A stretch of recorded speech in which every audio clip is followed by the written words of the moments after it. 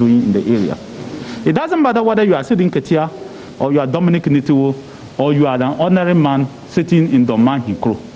You will be stopped because these were the orders of the Regional Security Council. The parties ought to respect the agreements that they themselves have signed. So the MPP, the NDC try to bust people, they will be stopped. If the NDC try to bust people, they will be stopped. If the CPP try to bust people, they will be stopped. If the PNC try to bust people, they will be stopped.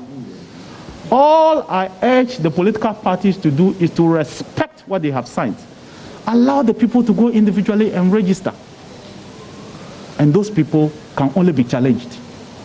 But when you try to bust people, it is the duty of the security services, whether it is the military or the police, to stop you. Because that was the agreement from the Regional Security Council. That is for Banda and Hinkro. But generally, the former president is wrong, he's misled to think that the military is being used to suppress people. The voter region he cites, can anybody tell me that the figures in voter region are lower than the national average? Obviously no. So where is the voter suppression? Are the figures in the north lower than the national average? Obviously no. Are the figures in Greater Accra lower than the national average? Obviously no.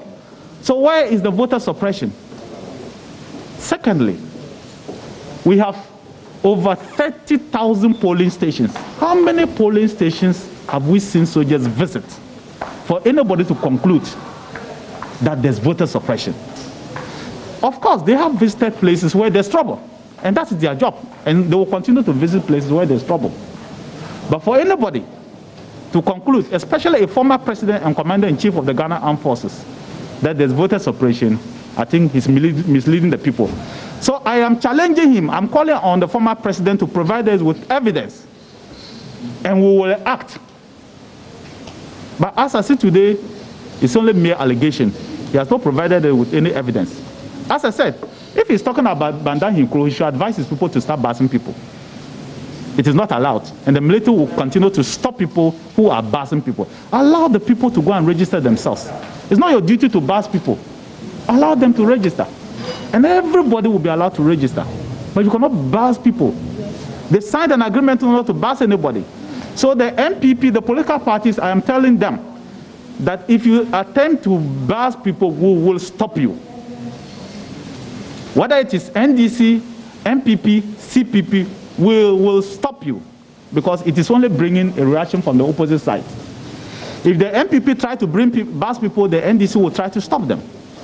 And we don't want that to happen. So the security will stop you before you bring trouble. If the NDC tries to bring people, the MPP will want to stop them. And so that is it. And that agreement is general knowledge. It's everywhere for anybody who wants to see. And I have copies here that the agreement has been signed by all of them. And unfortunately, Johnson has said refused to respect that agreement. He knew that they had signed to it. He knew that his candidate had signed to such an agreement, that they shouldn't bus anybody. And for me to watch that video and see him with bus loads of people